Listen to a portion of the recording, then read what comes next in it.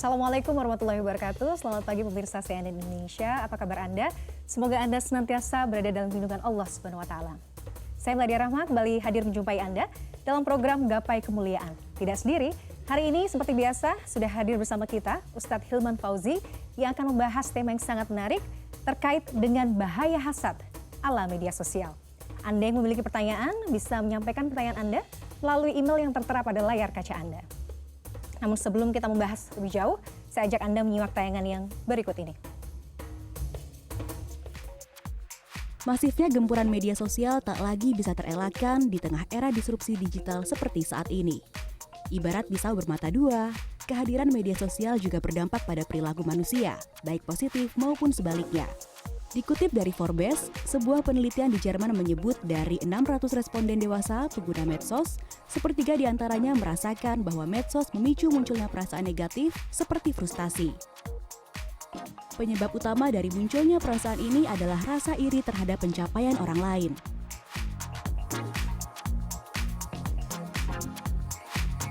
Dalam derajat tertentu, kondisi ini dapat berpengaruh buruk pada kesehatan mental penggunanya. Langsung kita tanyakan kepada Ustadz. Ustadz, Iya. medsos, siapa sih yang saat ini nggak bisa hidup tanpa medsos? Kayaknya setiap orang memiliki media sosial ya. Betul. Tapi bagaimana cara kita bersikap melalui media sosial itu sangat penting ya. Iya. Dalam Islam Ustadz, sebenarnya bagaimana sih seharusnya kita bisa menggunakan media sosial tapi dengan cara yang baik? Iya, kalau bicara tentang media sosial tentu seperti pisau bermata dua. Betul. Gitu ya. Tergantung bagaimana cara kita menggunakannya. Jika tepat menggunakannya akan jadi sesuatu yang bermanfaat. Tapi jika kurang tepat menggunakannya akan jadi sesuatu yang mafsadat atau mudarat, ya. Maka perlu sikap terbaik, akhlak terbaik ketika bermedsos. Setidaknya ada 3 yang bisa kita hadirkan. Yang pertama, pastikan ketika bermedsos itu apa yang kita share, apa yang kita bagikan adalah sesuatu yang benar, ya, valid datanya, benar informasinya, agar tidak melahirkan sesuatu yang sifatnya hoax, kebohongan, yang pada akhirnya bisa menjadi sesuatu yang tidak baik atau sesuatu yang buruk. Yang kedua, kita harus pastikan yang kita share itu bermanfaat atau tidak, ya.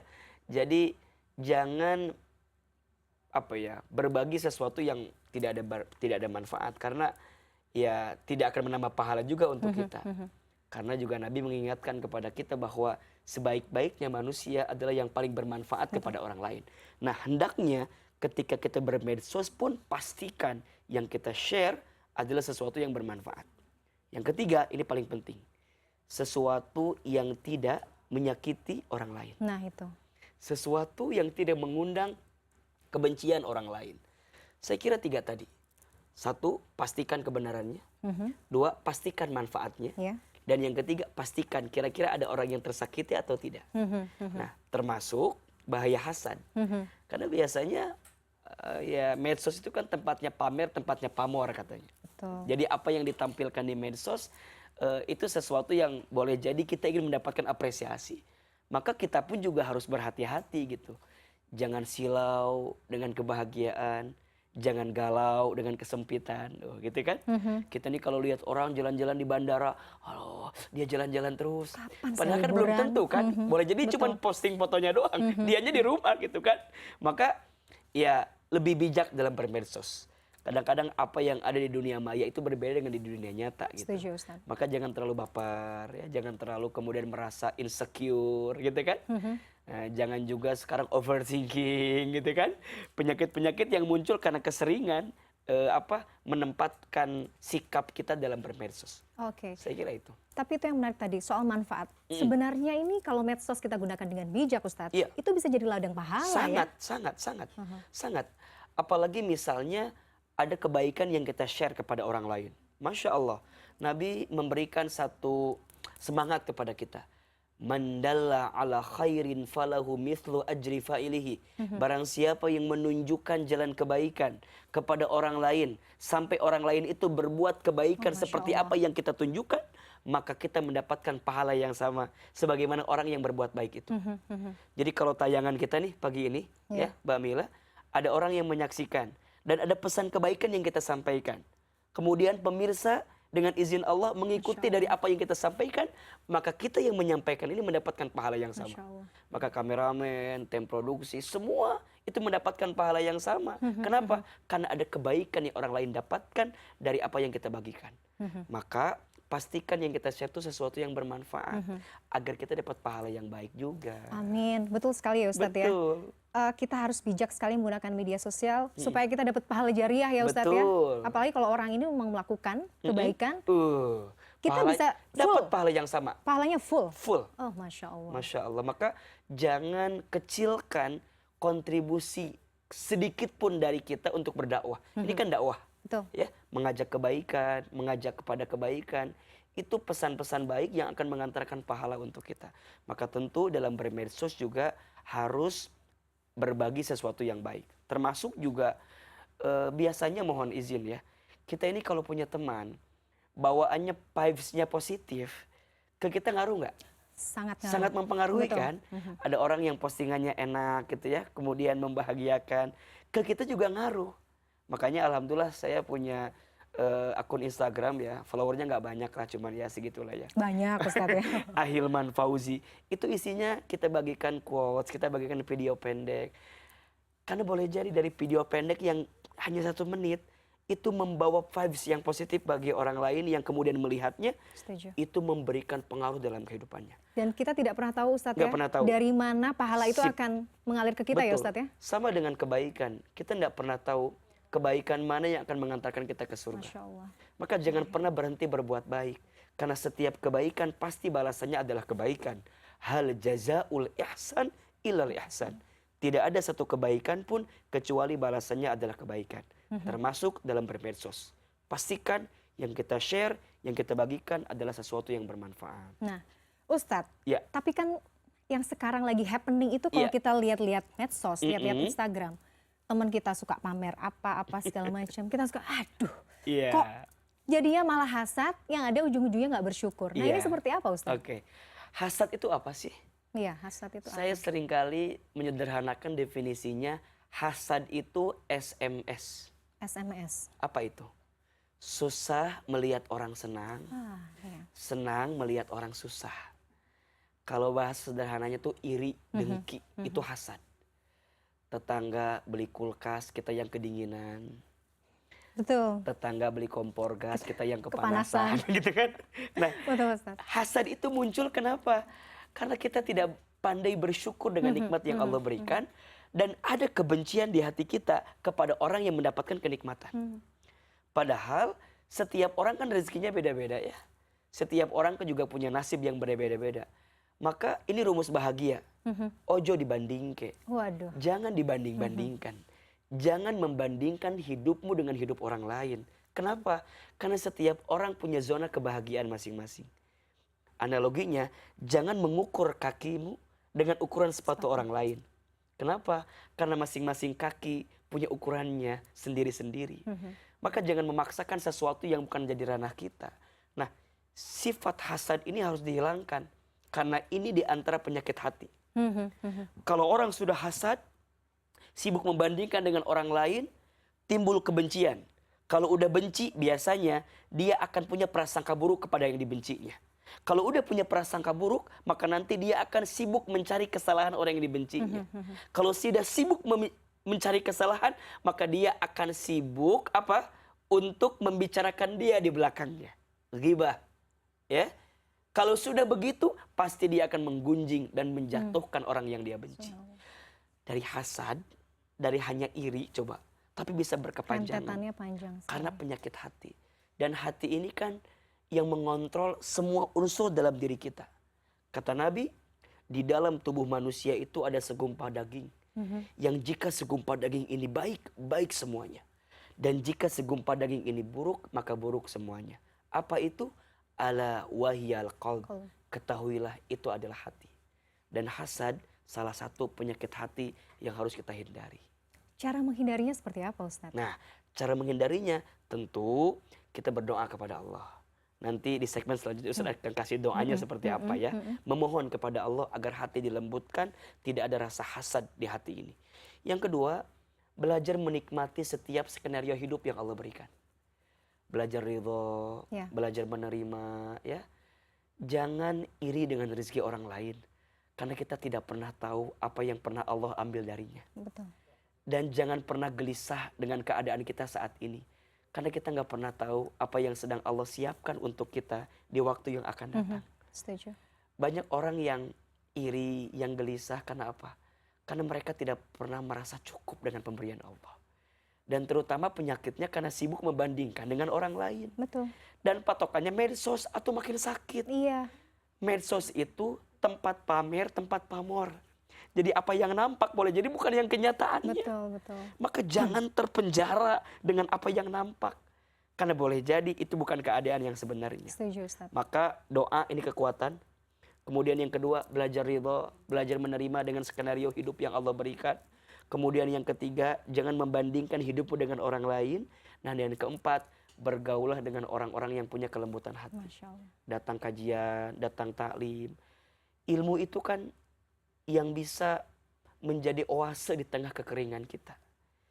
Orang yang hatinya berpenyakit itu kan karena boleh jadi dia lupa dengan Allah. Dia jarang berzikir kepada Allah. Maka Allah sampaikan dalam Al-Quran di surat Ar-Ra'd ayat 28.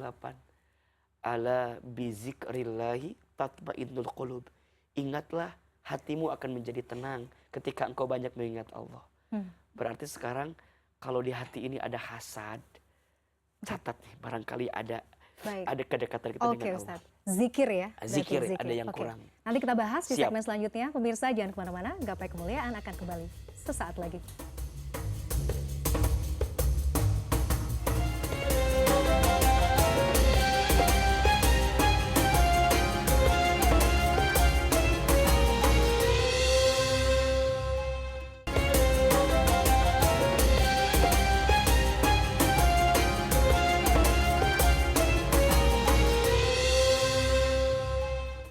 Ya pemirsa, Anda masih menyaksikan Gapai Kemuliaan dalam episode Bahaya Hasad di Media Sosial. Ustadz, tadi kita sempat bahas ya, bahwa yang namanya iri itu kalau kita biarkan, hasad kita biarkan, itu rentetannya bisa banyak dan berpengaruh pada diri kita sendiri. Betul. Tapi sebenarnya ada nggak sih Ustadz, saya juga pernah mendengar sebenarnya ada iri yang atau hasad yang diperbolehkan.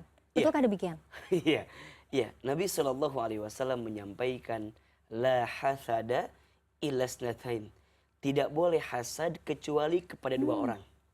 Dua orang. Okay. Yang pertama, kita boleh iri kepada orang yang Allah berikan harta dan hartanya dia gunakan untuk berinfak di jalan Allah. Yang kedua, kita boleh iri kepada orang yang Allah berikan ilmu dan dengan ilmunya dia gunakan untuk berdakwah di jalan Allah. Jadi boleh kita iri, ada orang kaya tapi dengan hartanya Masya Allah dia berinfak, dia bersedekah ya. Yang kedua, kita boleh iri sama orang yang ahli ilmu dan dengan ilmunya digunakan untuk berdakwah di jalan Allah Subhanahu wa taala. Nah, oleh karena itu ini kan pesan bagi kita bahwa kita harus berusaha jadi orang yang baik dalam hidup ya. Ketika dititipkan harta, pastikan harta kita gunakan di jalan Allah. Kalau kita dikasih ilmu, pastikan ilmu kita digunakan untuk berdakwah di jalan Allah dan dalam kebaikan-kebaikan yang bermanfaat di hadapan Allah. Maka insya Allah itu bukan hanya menguatkan kita untuk mendapatkan pahala, tapi juga akan memotivasi orang untuk bisa mendapatkan kebaikan yang sama seperti kita. Nah Ustadz, biasanya kita kalau lihat ada teman lagi posting gitu ya, kita tuh suka kagum misalnya, suka seneng juga. Tapi gimana ya cara kita berkomentar yang baik, yang sesuai dengan adab yang diajarkan oleh Rasul gitu misalnya. Ketika kita melihat sesuatu yang mempesona, maka kalimat yang pantas kita ucapkan adalah Masya Allah Tabarakallah. Masya Allah Tabarakallah. Dan ini diantara kebiasaan orang yang soleh ya. Jadi ketika melihat apapun itu, lisannya hanya mengucap kalimat Allah. Ketika mendapat nikmat, dia mengatakan Alhamdulillah. Ketika dia ditimpa musibah, dia mengatakan Inna lillah. Ketika melihat yang mempesona, Masya Allah. Melihat sesuatu yang kurang baik, Subhanallah. Ketika berbuat salah, astagfirullah. Ketika berjanji, insya Allah. Jadi yang keluar kalimatnya Allah, Allah, Allah. Dan itu berangkat dari apa? Kebersihan hati. Maka nanti kalau ada yang apa bikin postingan, misalnya dia foto di mana dan bagus gitu, say di komennya, Masya Allah, tabarakallah. Doakan juga boleh.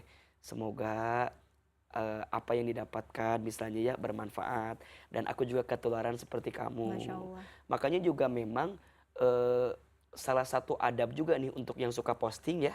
Jika itu berupa postingan kenikmatan, selipkan Masya Allah agar salah satunya terhindar dari penyakit ain. Ya, ada orang yang iri sama kita, ada orang yang benci sama kita karena kesuksesan kita gitu. Maka say Masya Allah, tabarakallah. Ya. Itu doa dan itu juga kita meyakini bahwa apa yang ada di dalam dirinya itu semua adalah pemberian dari Allah Subhanahu wa taala. Allah yang berkehendak kan. Iya. Manusia itu kan dimuliakan ya. Kata guru saya ada dua alasannya. Satu, karena Allah memberi casing kepada dia sehingga kelihatan mulia. Dan yang kedua, karena Allah menutupi aib-aibnya saja. Betul, betul. Hanya itu saja. Jadi gimana?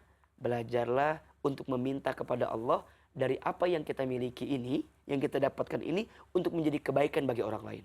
Dan kalaupun ada orang yang mendapatkan kebaikan, maka kita meresponnya pun juga dengan kalimat Masya Allah, tabarakallah, agar jadi doa. Dan kita harus tahu ya, setiap doa baik yang kita lontarkan bagi orang lain, hakikatnya akan kembali kepada kita. The power of doa. The power of doa. Maka jangan apa ya, jangan sungkan mendoakan yang baik-baik bagi orang lain. Karena impactnya akan kembali kepada kita. Masya Allah.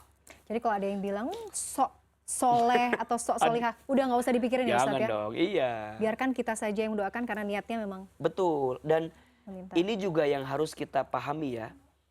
Medsos itu kan sangat luas ya. Ya. Kita nggak bisa membendung nggak bisa membendung bagaimana netizen untuk memberikan komentar kepada kita. Maka sikapnya ketika bermedsos juga jangan baperan ya. Jangan kemudian juga membuat kita jadi apa ya namanya? Gampang down. Jadi gampang down gitu ya. Ya tidak apa-apa. Karena kita tidak bisa menyenangkan semua orang kan. Betul. Pasti akan ada aja orang yang tidak suka dengan kita. Maka niatkan aja kalau kita bermedsos ini untuk menyambung silaturahmi, jadi kebaikan dan pahalanya luar biasa. Barang siapa yang ingin dilapangkan rezekinya dan dipanjangkan umurnya, maka sambungkan tali silaturahmi. Oleh karena itu, jadikan medsos sebagai media silaturahmi yang akan mengantarkan kebaikan dalam kehidupan kita. Jangan sampai ada medsos malah putus silaturahmi. Betul Ustaz. Justru adanya medsos harus merekatkan silaturahmi. Yang jauh jadi dekat. Ya, jangan kebalik, yang dekat jadi jauh gitu kan. Tapi harus yang jauh jadi dekat. Yang gak bisa terjangkau jadi bisa menjangkau. Ini the power of medsos. Maka pastikan keberadaannya bermanfaat. Jadi batasan yang perlu kita perhatikan adalah bagaimana yang kita share itu Yes. harus penuh kebermanfaatan. Betul, Ustaz. betul. Dan betul, kebaikan. Betul. Sebenarnya apa sih kemudian bahayanya Ustadz jika nanti yang kita sampaikan misalnya itu berupa misalnya cacian, hal lain negatif, itu dampaknya ke kita akan seperti apa? Iya, satu mengundang kebencian. Dan hati kalau udah benci, nauzubillah min dzalik. Hati yang penuh kebencian itu akan mengantarkan kesempitan dan kesulitan. Karena kalau kita udah benci kepada seseorang, kita akan hanya sibuk mencari kekurangan orang yang kita benci. Betul tidak? Terus gimana? Maka hilangkan itu hasad. Ya. Maka Nabi itu menasihati kita untuk punya hati yang penuh kasih sayang. Nabi bersabda, irhamu man fil ardi, yarhamukum man fis sama. Cintailah yang ada di bumi, maka yang di langit akan mencintaimu. Masya Allah. Maka hati-hati. Jika ada hasad di hati ini, mengundang kebencian. Dan kebencian mengantarkan kesulitan dalam hidup kita. Yang kedua, hasad itu menjadikan kita tidak akan fokus dengan hidup. Karena kita mengukur apa yang ada dalam diri kita dengan apa yang ada di orang lain kan. Betul. Orang bikin apa, orang bikin apa. Sibuk sendiri dengan orang lain. Padahal kita masih punya prioritas dalam hidup yang harus kita lakukan. Sehingga pada akhirnya kita menyia-nyiakan kesempatan waktu yang Allah berikan. Nah, yang ketiga tentu dari hasad itulah yang akan mengantarkan sesuatu yang madorot untuk kita. Tadi kalau udah benci, kita akan melakukan apapun segala cara hanya untuk menjatuhkan orang yang kita benci itu. Maka naudzubillahi min dzalik ya. Orang bisa stres, bisa frustasi, Iya. bisa tidak karuan dalam hidup karena ada sifat hasad. Padahal kadang yang terjadi itu tidak semengkhawatirkan apa yang Betul. terjadi gitu.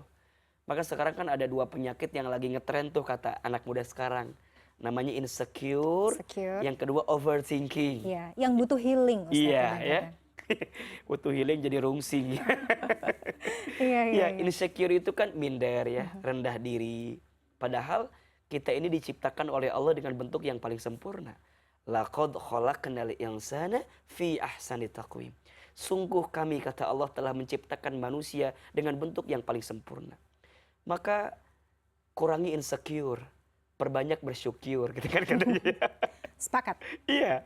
Nah, yang kedua ada penyakit overthinking. Overthinking itu apa ya? Banyak memikirkan sesuatu yang tidak harus kita pikirkan. Ada sesuatu yang berada di ranah kita, ada yang ada di ranah orang lain yang itu nggak bisa kita jangkau gitu. Nah, coba belajar lembutkan hati, hilangkan sifat hasad, karena ini sungguh membahayakan untuk kita. Oke. Orang jadi saling benci karena hasad, orang bisa melakukan sesuatu yang buruk karena hasad, dan orang juga tidak akan fokus dalam hidup karena hasad. Ini dampaknya sangat buruk sekali untuk Jadi hidup Ustadz, kita. selain jaga lisanmu, jaga jempolmu Ustadz sekarang ya. Benar. Masya Allah. Benar. Kata guru saya, hari ini jempolmu itu bisa mengantarkan kamu juga ke dalam surga atau neraka. Pilih mana? Mau pilih surgamu, maka pastikan ketikanmu, jempolmu, medsosmu kamu jaga. Oke. Atau sebaliknya. Nauzubillahi min dzalik. Mudah-mudahan Baik. Allah jaga kita. Mudah-mudahan Allah jaga. Ustadz, Ya, kita masih akan terus berlanjut. lanjut. Pemirsa jangan kemana-mana, Gapai Kemuliaan akan kembali sesaat lagi.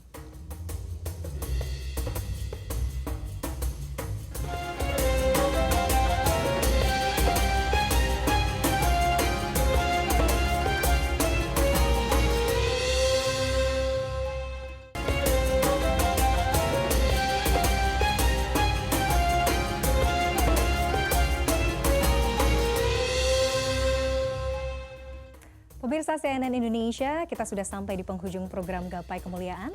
Anda yang memiliki pertanyaan bisa Anda sampaikan melalui email yang tertera pada layar kaca Anda. Sebagai penutup, seperti biasa, Ustadz Hilman akan menyampaikan kesimpulan dan doa penutup. Saya Meladia Armando diri, insya Allah kita akan bertemu lagi pada episode berikutnya. Wassalamualaikum warahmatullahi wabarakatuh.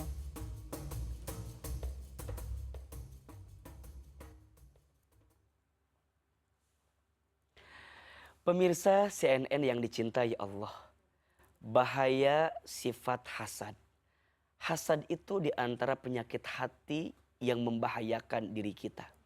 Hasad artinya membenci orang lain karena kebahagiaan yang didapatkannya. SMS, susah melihat orang senang, senang melihat orang susah. Maka hati-hati dengan penyakit hasad. Karena hasad akan mengundang kebencian. Hasad akan mengantarkan kita pada perbuatan yang buruk. Dan hasad bisa membuat kita tidak akan fokus menjalani kehidupan. Maka bagaimana Islam mengajarkan kepada kita agar terhindar dari sifat hasad? Yang pertama, tentu perbanyak doa kepada Allah Subhanahu wa taala. Minta kepada Allah. Salah satunya ada doa agar kita terhindar dari sifat hasad. Doanya ada di surat Al-Hasyr ayat 10. A'udzubillahi minasyaitonirrajim. Rabbana ighfir lana wa li ikhwanina alladhina sabaquna bil iman wa la taj'al ghillan lil ladzina amanu innaka Rabbana innaka raufur rahim. Maka kita minta sama Allah agar kita dijaga dari sifat hasad, dari sifat benci kepada orang lain karena kebahagiaan yang orang lain dapatkan. Kemudian yang kedua, kita harus belajar ridha, belajar menerima dengan apa yang Allah berikan. Jangan sibuk dengan rezeki orang lain. Jangan sibuk dengan apa yang diberikan kepada orang lain. Tapi belajarlah untuk menerima dan ridha atas apa yang Allah berikan kepada kita. Maka insya Allah, jika itu yang dihadirkan dalam diri kita, kita akan lebih pandai bersyukur dengan nikmat dari Allah. Kita tidak akan sibuk dengan apa yang orang lain miliki, dan kita pun juga tidak akan gelisah dengan apa yang hilang dalam kehidupan kita. Karena apa? Karena Allah Subhanahu wa taala pasti menempatkan sesuatu yang terbaik dalam kehidupan kita. Yang ketiga, tentu belajarlah untuk lebih meningkatkan iman dan ilmu kita agar kita terhindar dari sifat hasad. Insya Allah jika ini yang kita perbaiki, maka hati akan menjadi lembut. Dan hati ini akan menjadi tenang ketika hati semakin ingat dengan Allah subhanahu wa ta'ala. Ala bizikrillahi tatmainnul qulub. Ingatlah, dengan berzikir kepada Allah, hatimu akan menjadi tenang. Dekati Allah, taat kepada Allah, lebih yakin kepada Allah bahwa kita akan menemukan jalan hidup yang lebih baik, yang lebih bahagia, sehingga mengantarkan kita menjadi pribadi yang hatinya bersih dan insya Allah terbebas dari sifat hasad. Maka jangan hasad, jangan benci atas kebahagiaan orang lain, dan juga jangan bahagia atas kesedihan orang lain. Belajarlah untuk lebih peka dengan semua keadaan yang ada, sehingga kita bisa lebih menikmati kehidupan episode-episode yang Allah berikan dalam kehidupan kita. Terakhir, mari kita angkat kedua telapak tangan. Kita berdoa kepada Allah, semoga Allah tuntun hati ini, Allah bimbing hati ini, agar mendapatkan kelembutan dan ketenangan, sehingga kita semua terhindar dari sifat hasad. A'udzubillahi minasyaitonirrajim. Bismillahirrahmanirrahim. Alhamdulillahi rabbil alamin. Allahumma salli ala sayyidina Muhammadin wa ala alihi wa sahbihi ajmain. Duhai Allah yang maha pengasih lagi maha penyayang, sayangi kami semua ya Allah dengan rahmat-Mu. Duhai Allah yang maha pengampun, ampuni dosa-dosa kami ya Allah. Ampuni jika ada di hati kami sifat hasad, sifat benci kepada orang lain. Bimbing hati ini ya Allah, agar mendapatkan ketenangan dan kelembutan hati, sehingga kami bisa melangkah dalam kehidupan ini dengan penuh kebaikan dan dengan penuh kebahagiaan. Ya Allah, jauhkan kami dari sikap hasad, jauhkan kami dari sikap membenci kebahagiaan orang lain, dan jauhkan kami dari sikap bahagia atas kesedihan orang lain. Sungguh, hanya Engkau yang membolak-balikan hati. Ya muqallibal qulub, tsabbit qulubana ala dinik. Duhai Allah, tetapkan hati kami di atas agamamu, di jalan agamamu. Rabbana zalamna anfusana wa illam taghfir lana wa tarhamna lanakunanna minal khasirin.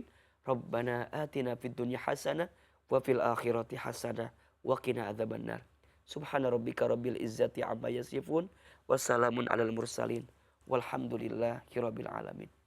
Pemirsa CNN yang dicintai Allah, semoga ilmu yang kita sampaikan bermanfaat dalam kehidupan kita, dan tentunya kita bisa memiliki hati yang penuh kelembutan dan dijauhkan dari sikap hasad. Saya Hilman Fauzi undur diri, mohon maaf lahir dan batin.